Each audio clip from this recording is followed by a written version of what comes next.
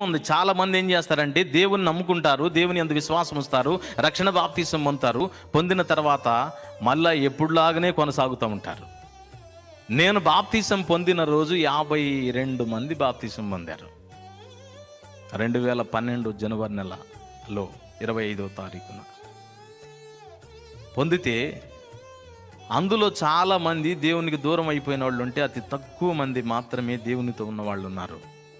ఆ రోజు పొందిన 50 మందిలో దైవజనుడిగా ఒకరిని లేవనెత్తితే అది నేను కావటానికి నా దేవుడు కృప చూపించాడు.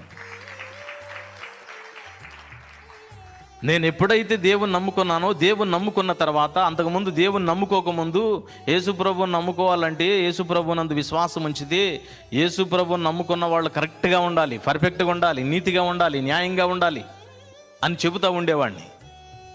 ఎప్పుడైతే యేసుప్రభునందు విశ్వాసం ఉంచి రక్షణ బాప్తీసం పొందానో, ఇక పొందిన తర్వాత నాకు భయం పట్టుకుంది, ఇప్పుడు అందరిలాగా నేను కూడా అవుతానేమోనని.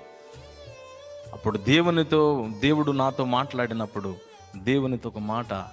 దేవుడు నాతో మాట్లాడిన మాట నేను దాన్ని పాటించటం మొదలుపెట్టాను.